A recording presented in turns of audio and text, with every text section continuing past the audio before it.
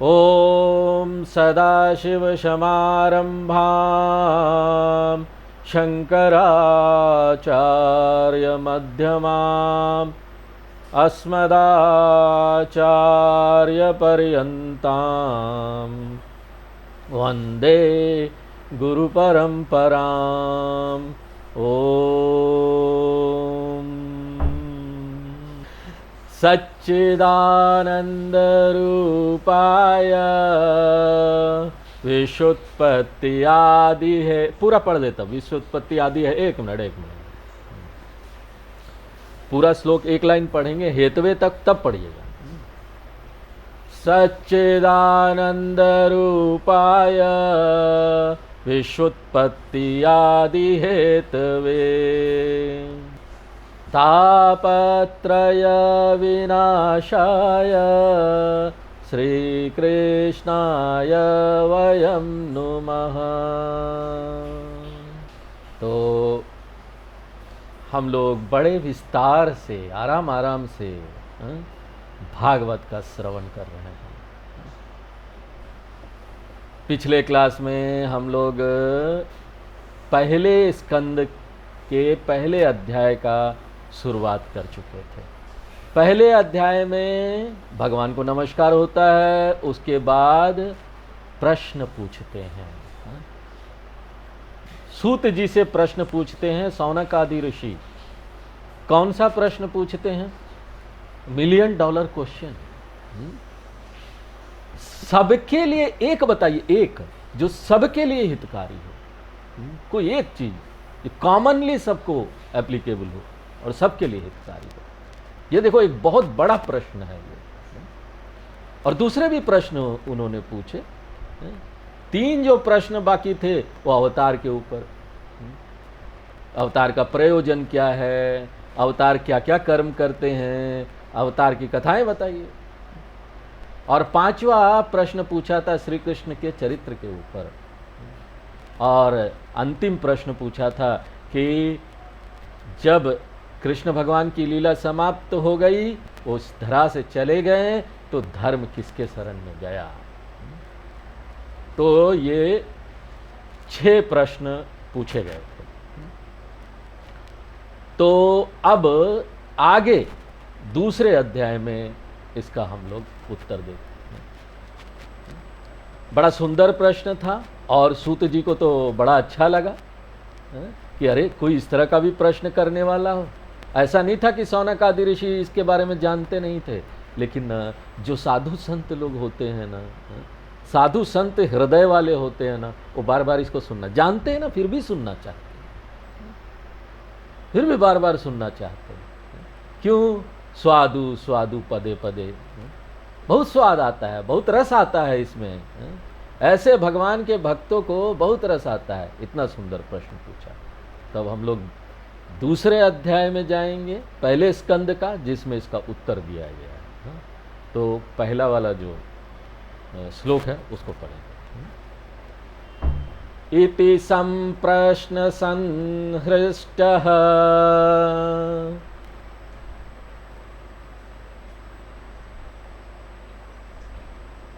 विप्राणां रोमहर्षिणीः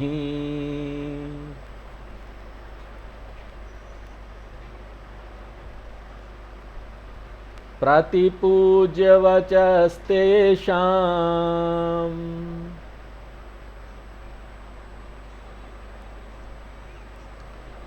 प्रवक्तुम् उपचक्रमे।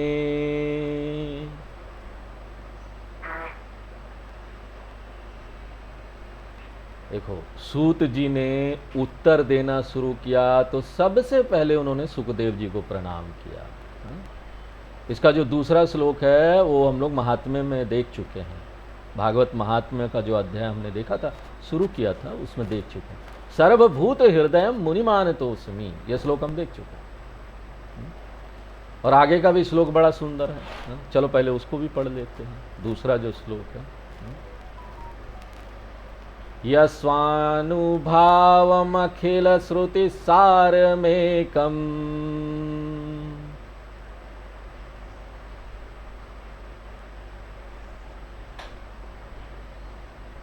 अध्यात्म दीपमतितितिर्षतां तमोन्धम्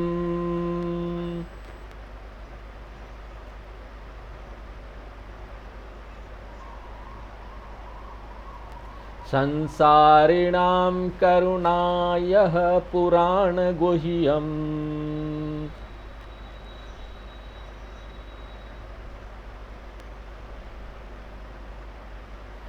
तम व्यास शृणुमुपयामि गुरुमुनीनाम्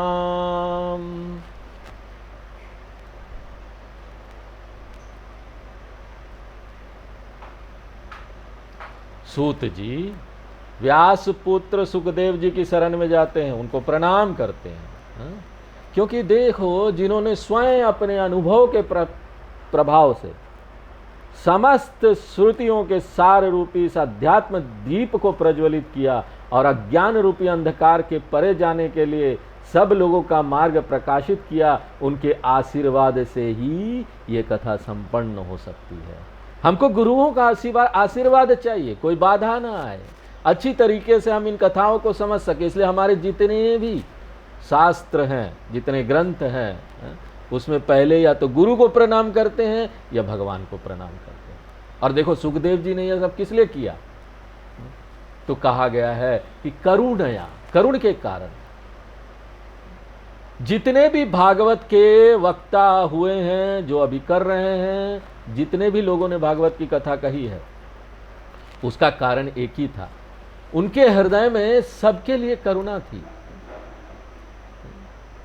अब देखो, करुणा का क्या अर्थ है, किस तरह से वो भागवत कथा कर रहे हैं। भागवत कथाकार लोग जो होते हैं, उनको किस तरह से, क्या उद्देश्य भागवत कथा करना चाहिए? करुणा से करना चाहिए, पैसे के लिए नहीं। कितना पैसा मिलेगा? और इस करुणा को सामान्य दया नहीं समझ लेना चाहिए। जैसे कोई भिखारी भीख मांग रहा हो, उसे एक रोटी दे दी, वह भी इसलिए दे दी क्योंकि ना हम खा नहीं सकते, रोटी खराब हो गया, चलो बासी रोटी होगी, भिखारी को दे देते हैं। कोई बात नहीं, देना लोग शुरू तो ऐसे ही करते हैं। इसके लिए भी अगर हम किसी को मना कर दे कि बासी रोटी हो ना दो, तो लोग देना ही छोड़ देंगे। इसलिए चलो तुम शुरू ही करते हो ना, देना धीरे धीरे करके हृदय बड़ा होगा तो तुम ना ताजा रोटी भी भिखारियों को दोगे। तो ऐसा बासी रोटी देकर भी हम समझते हैं कि हमने बड़ी दया कर दी उसके ऊपर। बोले नहीं, दया करुणा इस प्रकार की नहीं होती है। तो करुणा क्या होती है? जिसके साथ हम एकत्व का अनुभव करते हैं, हमको फील होता है दूसरों का दुख क्या है, दूसरे के दुख को अपना दुख समझकर उसको दूर करने के लिए हमारे मन में जो भाव आता है ना, उसे करुणा कहते हैं। जैसे माता पिता को ना अपने बच्चों का दुख देखकर उसके ऊपर कैसी करुणा आती है, बेचारा रो रहा है, हा? इसको दुख हो रहा है, मुझसे देखा नहीं जाता, कैसे ना हम लोग इसके दुख को दूर कर दे, कैसे मैं इसके दुख को दूर कर दूं। तो ये जो भाव आता है ना, देखो बहुत अंतर है दया और करुणा में। बासी रोटी दे देना और बच्चे को देखना रोते हुए, तुलना करो। दया और करुणा, इस भाव को करुणा कहते हैं।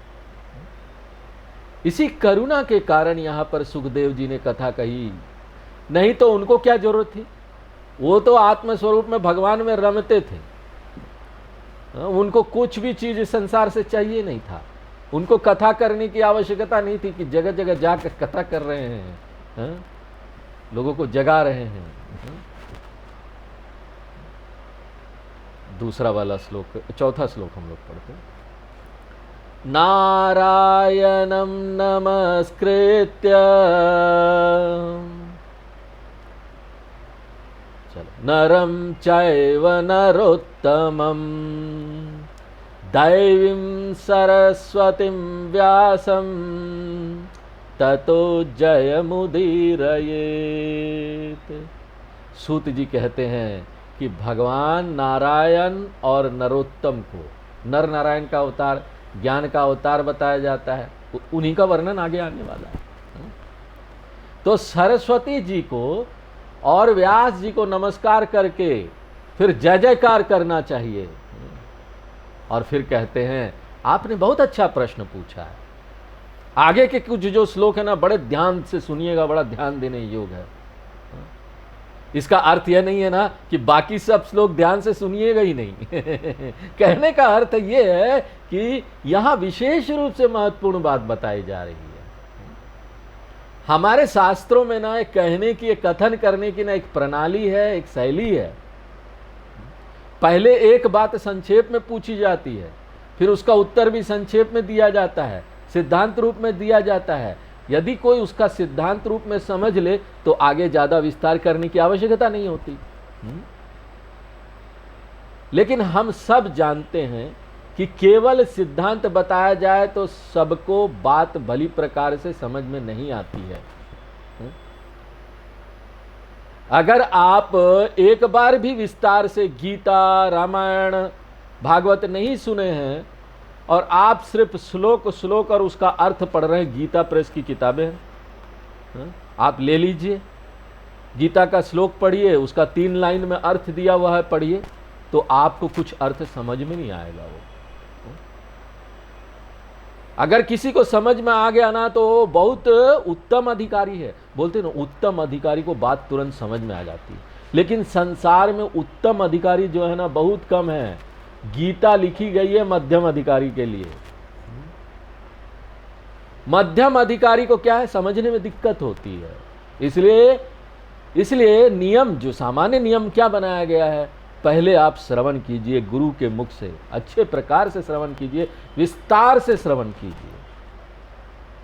श्रवण मनन जब आपका अच्छी प्रकार से हो जाए, खुद मनन कीजिए, जो सुना है उस पर मनन कीजिए, अपने डाउट्स को दूर कीजिए। जब ये पूरा प्रोसेस हो जाएगा ना, तब निधि ध्यान में आप गीता प्रेस की किताब लेकर 2 लाइन में, 3 लाइन में पढ़ेंगे तो आपको सब समझ में आएगा, शुरू में नहीं आएगा। इसलिए यहां पर सिद्धांत रूप से बात बहुत कम लोग समझ पाते हैं। इसलिए विस्तार करने की आवश्यकता होती ही होती है कि विस्तार तो करना ही करना है, बिना विस्तार के नहीं समझ में आएगा।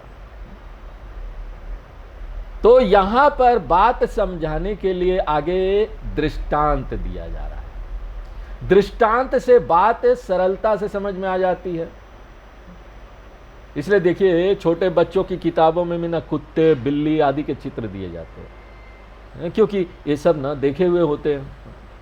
उन्हें बच्चा जो है ना चित्र से पहचान लेता है और फिर वहाँ लिखा हुआ शब्द क्या है यह भी समझ लेता है।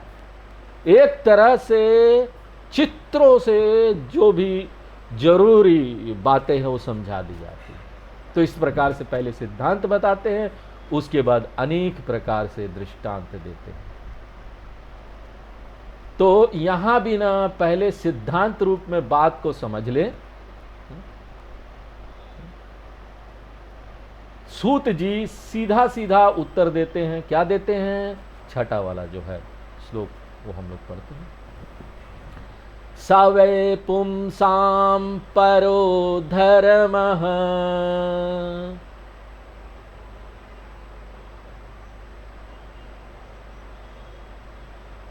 यतो भक्तिरधोक्षजे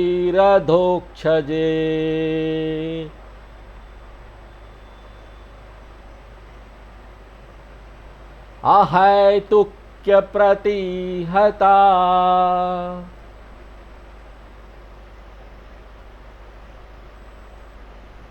ययात्मा संप्रसीदति।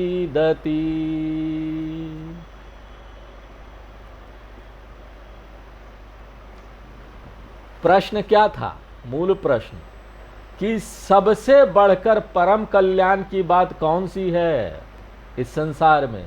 परम श्रेय क्या है? तो जिसके द्वारा भगवान के चरणों में दृढ़ प्रेम हो जाए वही प्रेम श्रेय की बात है। हमारा उद्देश्य है हमारा हृदय इतना सुंदर हो जाए, भगवान के प्रति इतनी भक्ति बैठ जाए उसमें कि हमको ना हर एक कार्य में भगवान ही भगवान दिखाई देता है। जैसे रसगुल्ला होता है ना, किस तरह से वो सोख जाता है पूरी तरह से रस में, उसी तरह से ना हमको भक्ति रस में सोख जाना चाहिए। और यही सबसे श्रेष्ठ धर्म है, उसी में व्यक्ति का सबसे बड़ा परम कल्याण है। हम यहाँ पर बहुत काम करते रहते हैं, लेकिन मूल काम तो छोड़ देते हैं, जिसके कारण से सारा काम हो सकता है।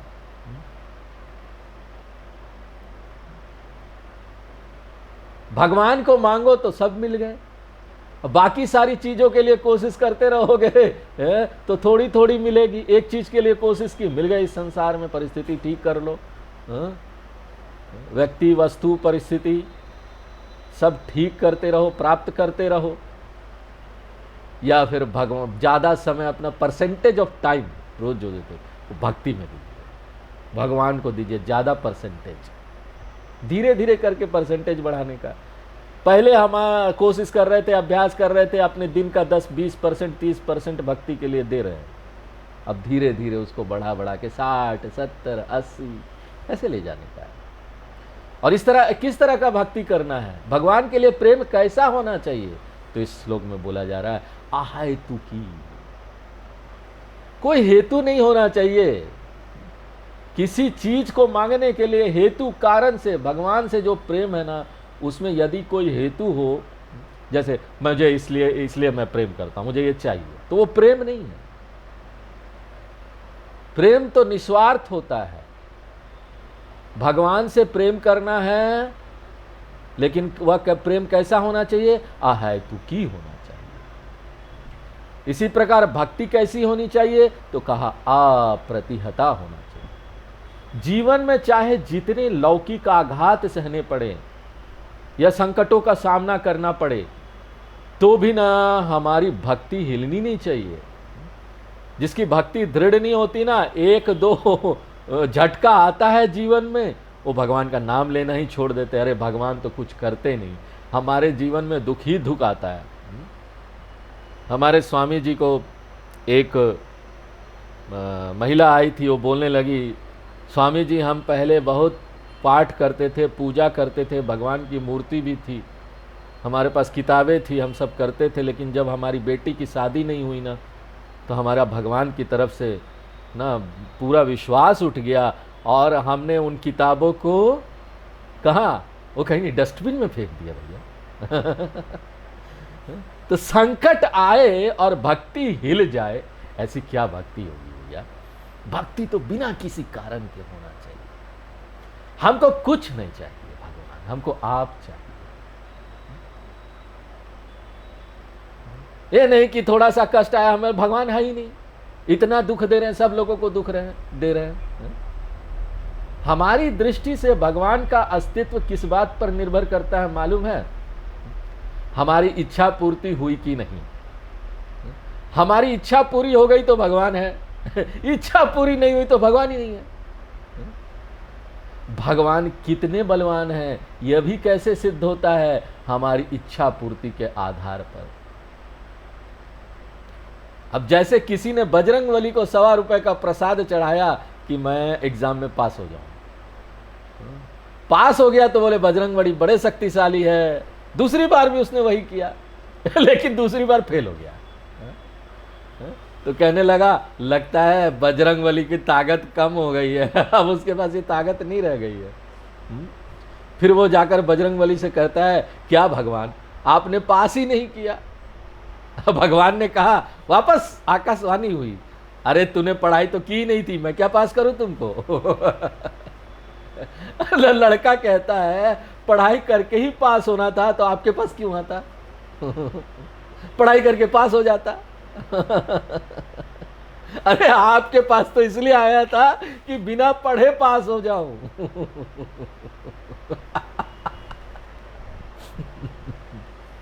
तो देखिए, हम लोग ऐसे हैं कि हमारी भक्ति प्रतिहत हो जाती है। जरा सा कुछ इधर उधर हुआ तो हमारी भक्ति भाग जाती है।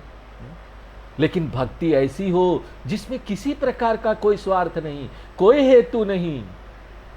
जैसे हमारा स्वयं अपने आप से प्रेम होता है ना, अपने आप से प्रेम हम किस लिए करते हैं, कोई कारण होता है क्या? जरा बताओ, किस कारण से हम स्वयं अपने आप से प्रेम करते हैं, क्या है वो?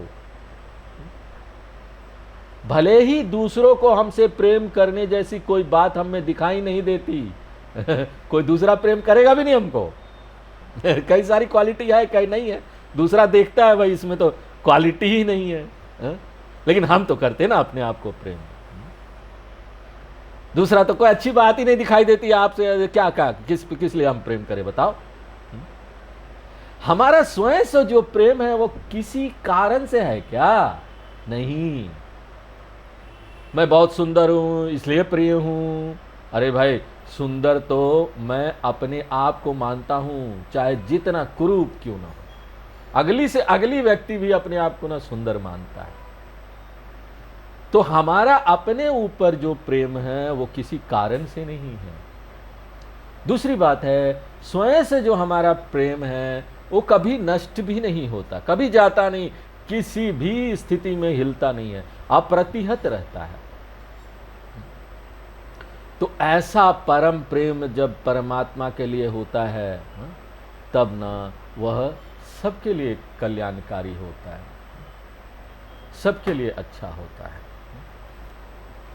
वासुदेवे भगवती भक्ति योग प्रयोजितः जन्यत्याशु वैराग्यम ज्ञानम च यद हेतुकम। हमने महत्वपूर्ण श्लोक आप लोगों को दिया है पढ़ने के लिए, बाकी श्लोक नहीं दिया। तो यदि भगवान से शुद्ध वास्तविक प्रेम हो जाए तो ज्ञान वैराग्य अपने आप आ जाएंगे। भक्ति ज्ञान वैराग्य को बढ़ाती है, पुष्ट करती है, यह बात सच है। देखिए, जिस वस्तु का आपको ज्ञान है उससे आपको प्रेम हो ही या कोई आवश्यक है क्या? मच्छर को आप जानते हैं, खटमल को आप जानते हैं, बहुत प्रेम है क्या इन मच्छर से? रात को काट देगा तो उठ जाएंगे, मार भी देते हैं हम लोग, मर गया बेचारा। तो कौन प्रेम करता बताओ मच्छर से? उल्टा और गुस्सा होंगे, झिलझिलाएंगे, झकझकाएंगे, बुदबुदाएंगे, क्या मच्छर काट रहा है। अरे इसी के कारण तो रात भर में सो नहीं पाया। तो हम जिन जिन वस्तुओं को जानते हैं, जिन जिन व्यक्तियों को जानते हैं, उन सब से हमारा प्रेम हो कोई जरूरी नहीं होता। लेकिन जिससे हमारा प्रेम होता है उसके बारे में हम अधिक से अधिक जानना चाहते हैं कि नहीं, बताइए। हम आपके पास जाना चाहते हैं, हम उसके पास जाना चाहते हैं, उसके बारे में सब कुछ जानना चाहते हैं। यह भी देखा जाता है कि जब हमारा प्रेम शुद्ध नहीं होता तब जीवन में ना वैराग्य आदि नहीं आते। जिस चीज से शुद्ध प्रेम होता है उसका ज्ञान हम जरूर प्राप्त करते हैं। भगवान से शुद्ध प्रेम है, भगवान का ज्ञान प्राप्त करेंगे। भगवान कौन है, क्या है, कहाँ रहते हैं, मूर्ति में है कि कहीं आसमान में है, कहीं हर जगह है, सर्वत्र व्याप्त है, कौन है? और उसको जानने के लिए अगर दूसरी चीज छोड़नी पड़ी ना तो छोड़ने के लिए भी तैयार हो जाते हैं। दूसरी चीजों को प्राप्त करने के लिए भगवान की भक्ति हम नहीं छोड़ेंगे। बोले देखो ये भक्ति की महिमा है। अच्छा, एक और बात है, हम सब धर्म का अर्थात कर्तव्य का बड़ा पालन करते रहते हैं, और इस कर्तव्य पालन का फल क्या है इसके बारे में कभी सोचा है? हम लोगों का कुछ इस प्रकार का विचार रहता है कि हम जो जो कर्तव्य पालन करते हैं उससे हमको पैसा मिलना चाहिए, जगत में प्रतिष्ठा मिलनी चाहिए, नाम कीर्ति मिलनी चाहिए, प्रमोशन मिलना चाहिए, आदि आदि ये सब हम कहते हैं। अरे मैं इतना काम करता रहता हूं लेकिन मुझे कुछ भी नहीं मिला, थैंक यू तक नहीं मिला। और देखो दूसरा आदमी कुछ काम नहीं करता, उसको बॉस ने प्रमोशन दे दिया और उसका ट्रांसफ़र भी नहीं होता, अपने घर में पड़ा हुआ है। माने लखनऊ उसका घर है तो लखनऊ में पोस्टेड है, ट्रांसफ़र भी नहीं होता। उसको तो जो चाहिए मिलता रहता है, भगवान देते रहते हैं, मुझे तो कुछ मिलता ही नहीं। कर्तव्य पालन करने से मुझे क्या मिला? देखो कुछ भी नहीं मिला। इसलिए अब भी मैं चुपचाप बैठूंगा, ऑफिस का काम नहीं करूंगा, घर का भी काम नहीं करूंगा। देखो कर्तव्य पालन किसे कहते हैं वो आगे के श्लोक में कहा जा रहा है। 8वां नंबर श्लोक पढ़ते हैं। धर्म स्वनुष्ठाने प्रतिष्ठित पुंसाम।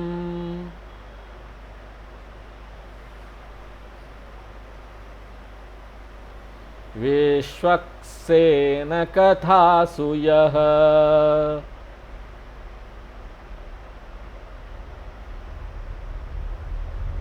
नोत्पाद्येद्यदीरतिम्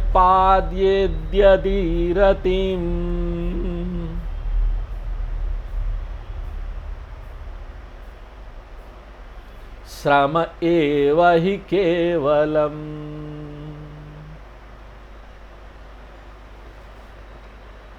जो धर्म पालन हमारे मन में भगवान के लिए, उसकी कथा के लिए प्रेम उत्पन्न नहीं करता ना, वो धर्म पालन कैसा है मालूम है?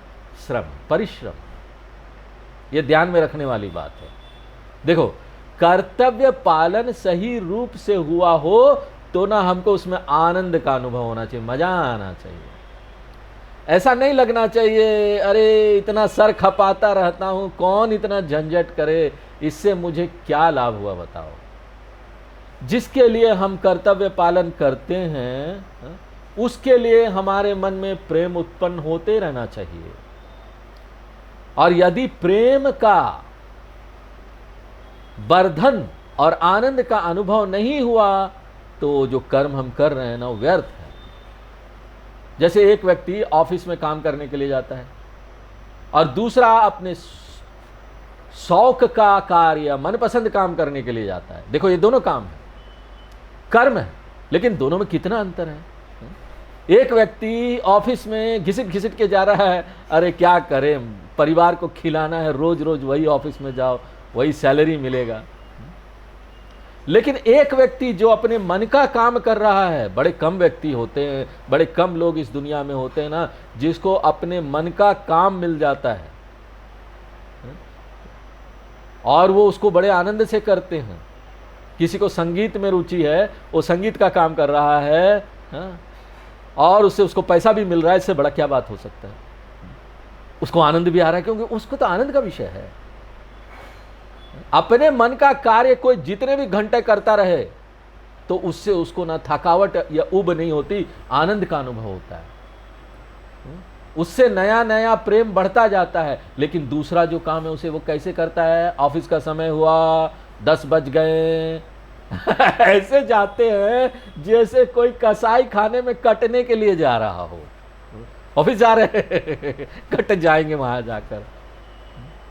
कई बार तो जब 10 बज जाता है तब उसको जबरदस्ती उठाया जाता है, अरे अभी तक तुम गए नहीं, अरे जाएंगे ना, जल्दी क्या है।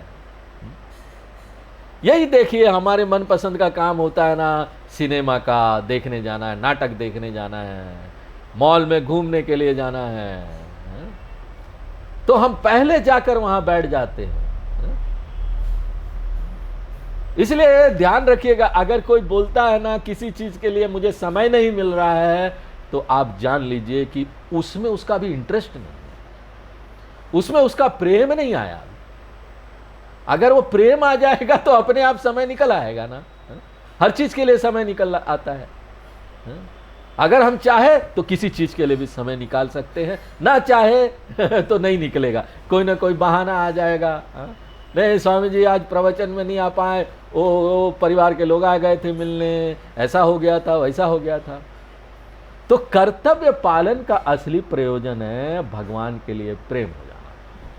अब कोई कहेगा ऐसा क्यों, धर्म पालन का फल यह क्यों होना चाहिए? तो सीधी बात आपको बताएं कि हमारा कर्तव्य क्या है जिससे हमको कर्म करने की और दूसरी भी सब प्रकार की शक्तियां मिलती है, उसकी सेवा करना हमारा कर्तव्य है। सरल सा नियम यही है। जैसे पुत्र के लिए कहा जाता है कि माता पिता की सेवा करना तुम्हारा कर्तव्य है। क्यों? माता पिता ने तुमको शरीर दिया, उन्होंने तुमको पढ़ा लिखा के बड़ा किया, शिक्षा दिया, तुम्हारा पालन पोषण कर रहे हैं, सब कुछ माता पिता देते हैं, इसलिए उनकी सेवा करना तुम्हारा कर्तव्य है। अच्छा, ये जो नेता लोग चुनाव जीतते हैं तो उनको भी ये सेवा बताई गई है कि आपको जनता से बहुमत मिला है, आप सत्ता में आए हैं, तो जनता की सेवा करना आपका कर्तव्य है।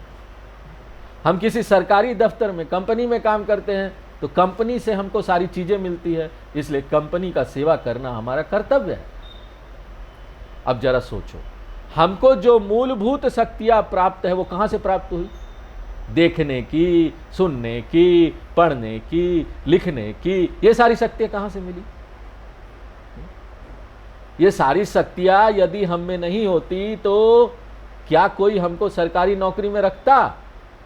नहीं रखता। तो यहां पर देखिए कि जो शक्ति का मूल स्रोत है वो कौन है? भगवान है। भगवान के कारण तो हम ये सब कर पा रहे हैं। भगवान हमको ये सब नहीं देते हैं तो हम क्या कर पाते? यहां पर बोलते हैं लोग टैक्स नहीं देना चाहते, और टैक्स दे देते हैं तो दान नहीं देना चाहते। बोलते हैं हमने टैक्स तो दे दिया, वो दान है। अरे आप कमा रहे हो, यहां पर इतना अच्छा खासा कमा रहे हो, और आप बोलोगे हमने मेहनत किया। आपने कुछ मेहनत नहीं किया।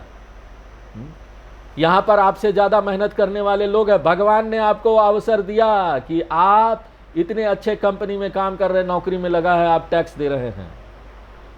भगवान ने आपको दिया, वो शक्ति भगवान ने आपको दी, तो आपका कर्तव्य बनता है टैक्स देना। सरकार उसी से आपको इतने सारे रोड बना रही है, यहाँ पर लाइट दे रही है, आपके लिए वो कंपनी भी सरकार ने बनाई जिसमें आप काम कर रहे हैं। तो ये सरकार, भगवान सरकार आपको सब कुछ दे रहे ना। तो खाली टैक्स देना, दान देना नहीं है। दान अलग से भी देना चाहिए। टैक्स तो दे रहे हैं, दान भी देना चाहिए, क्योंकि आपको अवसर मिला। भगवान ने बोला आप उस 1% लोगों में से है जिसको इस देश में अच्छी नौकरी मिल जाती है। इसलिए किसकी सेवा करनी चाहिए? भगवान की सेवा करना ही हमारा असली कर्तव्य है। जब भी हम कोई काम करें, समझ लो भगवान के लिए कर रहे हैं।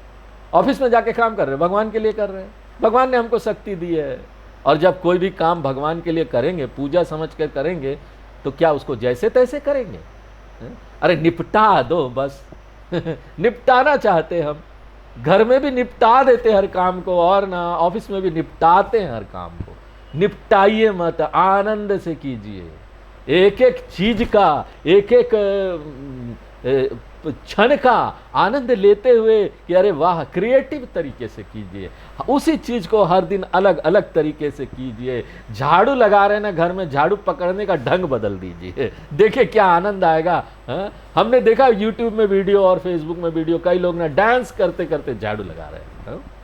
कोरोना में आया था कि बड़े बड़े जो स्टार लोग हैं, क्योंकि नौकर तो थे नहीं कोरोना में, तो सब लोग घर के अंदर बंद थे, तो उनका वीडियो आया था। किसी हीरोइन का वीडियो आया था, वो बर्तन धो रही है अपने घर में, बड़ा गाना गाते गाते धो रही है, आनंद आ रहा है उसको। तो ऐसा आनंद आना चाहिए, बर्तन धोते समय भी, झाड़ू चलाते समय भी। और समझना, उस समय याद रखना चाहिए भगवान का काम हम कर रहे हैं। इससे क्या होगा, हमारे मन में ना भगवान के प्रति प्रेम उत्पन्न होगा। धर्म पालन का यही वास्तविक फल है, आपके मन में भगवान के प्रति प्रेम उत्पन्न हो, उद्देश्य यही है। और अगर ये ऐसा नहीं होता है ना, तो हमारा जो धर्म पालन है झूठा है, असली नहीं है। देखिए, जो बच्चा अपने माता पिता की सेवा करता है, उनके प्रति उस बच्चे का प्रेम भी बढ़ता है ना, माता पिता बड़े खुश रहते हैं। वही उसका कर्तव्य भी है। अन्य तो श्रम एव ही केवलम, सारा का सारा क्या है? श्रम है। जब मन में प्रेम नहीं होता ना, तो उस काम को करना श्रम लगता है, यानी अरे बड़ा बोझ आ गया है, कर्तव्य को बोझ समझकर कर रहे हैं। हमारे शास्त्रों में तरीका बताया गया, देख कैसे आप हर काम को आप आनंद से कर सकते हैं। दूसरी बात देखिए, सभी को तो अपने मन का काम इस संसार में नहीं मिल सकता ना। आपको अपने मन का काम मिलेगा नहीं, तो हमको ना सीखना चाहिए कि किस तरह से ना हम जो काम कर रहे हैं उसके प्रति हम प्रेम बढ़ा लें, भगवान का समझ के बढ़ा लें। भगवान का कर रहे काम जैसा भी हो, क्या फर्क पड़ता है? बूढ़े माँ बाप की सेवा करेंगे, बोझ समझ कर नहीं कर रहे हैं, भगवान का कार्य समझ कर रहे हैं। अब देखो आगे बहुत सुंदर बात बताई गई है, धर्म अर्थ काम मोक्ष के विषय में, ध्यान से सुनना। देखिए, सबसे पहले हम अपने जीवन में क्या चाहते हैं? सबसे पहले हम अपनी सुरक्षा चाहते हैं। हमको रोटी कपड़ा, जिंदा रह जाए, रोटी कपड़ा मकान तो मिल जाए, खाने को भी नहीं मिलेगा तो क्या करेंगे? सुरक्षा के लिए जो प्रयत्न होता है उसी को शास्त्रीय भाषा में कहते हैं अर्थ पुरुषार्थ। जब हम अपने आप को सुरक्षित कर लेते हैं तो फिर हमारी इच्छा होती है भोग करने की, इसको कहते हैं काम। अर्थ के बाद आता है काम। जैसे जब हम कहीं जाते हैं तो सबसे पहले देखते हैं कि हमारा कमरा कौन सा है, मच्छरों से सुरक्षित है या नहीं। सबसे पहले कमरा। यदि सबसे पहले कह लिया जाए कि भोजन कर लीजिए तो बोलेंगे भाई एक बार कमरा देखकर सामान रख लेते हैं। तो कहीं भी हम जाते हैं तो पहले तो भोजन, बाद में पहले सामान रख लें, यही विचार आता है ना। हम रहेंगे कहाँ पर? एक बार सुरक्षा हो गई तो उसके बाद भोजन। ट्रेन में जाते हैं तब यही बात आती है ना, ट्रेन आ रही। विशेष रूप से देखिए लंबा चौड़ा परिवार हो तो बड़ा देखने लायक बात होती है। एक बच्चा इधर भाग रहा हो, दूसरा बच्चा उधर भाग रहा हो, बच्चे को संभाले कि सामान को संभाले कि ऊपर ट्रेन में चढ़े। कभी एक चीज, अरे ये चीज कहाँ गायब हो गया, वो चीज कहाँ गायब हो गया, इधर गायब हो गया, पता नहीं वो बच्चा किसका सामान उठा कर ले आता है। इतने में ट्रेन आ जाती है। और हमारे देश में तो रिजर्वेशन भी आपका नंबर वही सीट वाला है, दूसरों को भी मिल जाता है। कभी कभी 2 लोगों को वही सीट मिल गया, फिर क्या करेंगे? और बीच का स्टेशन हो तो पूछने ही क्या है? तो यहां पर ना कई बार तो लोगों के नाम भी चार्ट में अलग अलग हो जाते हैं। कुछ का कुछ नाम लिख देते हैं। तो यहां पर ना बहुत इस तरह का होता है ट्रेन में। आपका नाम, आप कई बार क्या होता है, चार्ट इधर लगा हो, नाम उधर हो, पूरी ट्रेन को ढूंढ डालो कहां पर है, टिकट नंबर गलत, नाम भी गलत, कंडक्टर से पूछो, कुछ मिलता जुलता नाम मिल जाएगा, वो भी कभी आपका नाम नहीं है। चलो जब मिल गया तो यही नाम आपका, जाओ बैठ जाओ वहां पर। अब उस समय कुछ कोई आपको कहेगा नहीं नहीं थोड़ा सा ना चाय पी लीजिए, आइसक्रीम खा लीजिए, आप खाएंगे? नहीं, अरे भैया पहले सीट तो ढूंढ ले। उस समय खाना पीना नहीं सूझता। ट्रेन छूटने का समय हो रहा है, मुझे पता ही नहीं मेरा सीट किधर है, तो ट्रेन में सबसे पहले हम अपनी सीट देखते हैं। एक बार बैठ गए तो फिर भूख, पेट में भूख लग रहा है। और अर्थ ये पूरा हो गया ना, अर्थ के बाद आता है काम।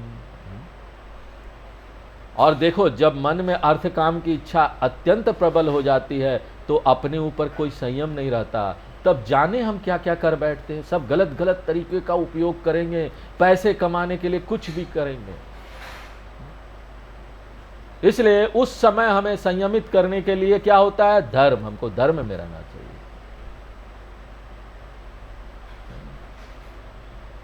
जिस प्रकार किसी देश का अपना एक संविधान होता है, वैसे भी भगवान का भी क्या संविधान है? शास्त्र है। हमको जब भी समझ में ना आए क्या करना चाहिए क्या नहीं करना चाहिए, भगवान भी गीता में बोलते हैं कि जब ये ना समझ में आए तो शास्त्र ही प्रमाण है। ये शास्त्र हमको संयमित नियमित करने वाला है और इसी को कहते हैं धर्म। तो पहले हमको धर्म के द्वारा अपने अर्थ काम को संयमित करना चाहिए। जो कमाओ धर्म से कमाओ, बहुत कमाओ, अपना कर्तव्य धर्म से करो। और फिर धर्म के द्वारा अर्थ प्राप्त हो जाए, सब कामना पूरी हो जाए, तो फिर लगेगा खाली खाली, अब क्या है इस जीवन में? फिर लगेगा कि मोक्ष की प्राप्ति करनी है। परीक्ष लोकान कर्म चितान, पूरा परीक्षण कर लिया, जीवन जी लिया, हर तरह से देख लिया। अरे कई लोगों को होता ना, इतना उम्र हो जाता ना, तब भी नहीं समझ में आता कि उनका जीवन का उद्देश्य क्या है। 90 साल हो गया, अब भी सोच रहे हैं हमने ये नहीं किया था, वो कर लेते तो अच्छा होता, ये कर लेते तो अच्छा होता। अब उनसे भी पूछो ना कि बाबा जी आपका जीवन का उद्देश्य क्या है? बहुत सारी चीजें बता देंगे। बहुत सारी चीजें थी उनके जीवन की उद्देश्य, और उसमें मोक्ष कहीं नहीं होगा।